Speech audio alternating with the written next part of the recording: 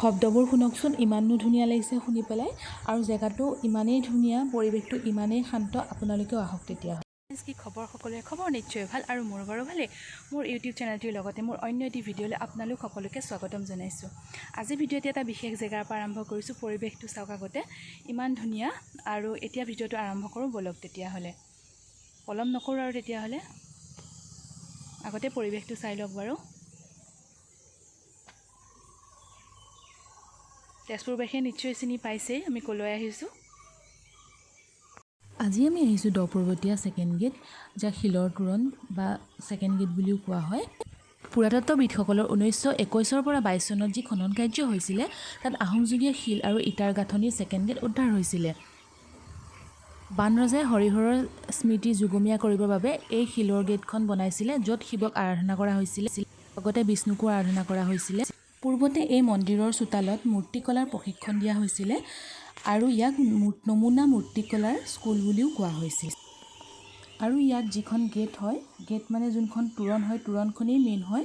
আৰু তোৰণখনত আছে গংগা যমুনাৰ হাতত মালা লৈ থকাৰ প্ৰতিমূৰ্তি, আৰু ওপৰ ভাগত আছে ফুল খোদিত নহয়, তেনেকৈ ফুল কটা হৈছে।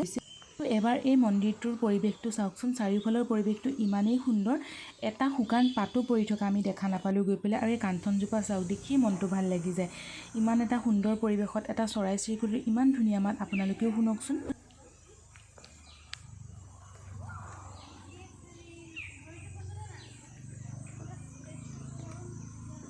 ইমান ধুনীয়া এখন গাৰ্ডেনৰ নিচিনা কৰি থৈছে, দেখিয়ে ভাল লাগি গ'ল। এপাক মই ঘূৰিয়েই দিলোঁ।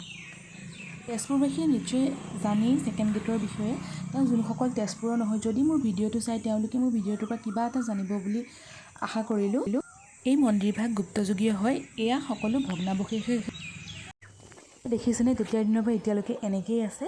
ইমানেই ভালকৈ সংৰক্ষণ কৰি থৈছে, সেইবাবে গাঁওবাসীক আৰু বা ওচৰ চুবুৰীয়াক ধন্যবাদ দিব লাগিব। তেওঁলোকে অসমৰ এটা সম্পদ ইমান ধুনীয়াকৈ সংৰক্ষিত কৰিছে, শলাগ ল'ব। এইখনেই হৈছে মন্দিৰৰ মুখ্য দুৱাৰ। ইমান ধুনীয়া চাওকচোন। আৰু ইয়াত যিবিলাক চিহ্নিত কৰা হৈছে, বহুত ধুনীয়াকৈ কৰা হৈছে। আৰু এই শিলৰ যে গাঁথনিবোৰ, তেতিয়াৰ দিনৰ পৰা এতিয়ালৈকে এনেদৰেই আছে, আৰু কিমান যুগ যুগ যে থাকিব ঠিক নাই। এইবোৰ সংৰক্ষণ কৰাৰ দায়িত্ব আমাৰ সকলোৰেই। চৰাই শব্দই শুনিবনে, প্ৰাকৃতিক দৃশ্যই উপভোগ কৰিব, ইমানেই সুন্দৰ। তাৰ মাজতে আৰু বেলেগ দৃশ্যও দেখা পালোঁ চাওকচোন। যিহেতু ধৰ্মীয় অনুষ্ঠান, কিছুমান অনুষ্ঠান নহয়, ধৰ্মীয় জেগা, কিছুমান বস্তু চাবলৈ মন নাযায়। এয়া চাওকচোন বাৰু। হ'লেও তেওঁলোকৰ ব্যক্তিগত কথা, আমিনো কি ক'ম। পাৰিলে আপোনালোকেও কেতিয়াবা এপাক গৈ চাব, নিশ্চয় ভাল পাব, আৰু ইমান এটা শান্তি পাব মনটোতে। চাবচোন বাৰু আপোনালোকেও গৈ পেলাই। আৰু ভিডিঅ'টি শেষলৈকে চোৱাৰ বাবে আপোনালোক সকলোকে বহুত বহুত ধন্যবাদ।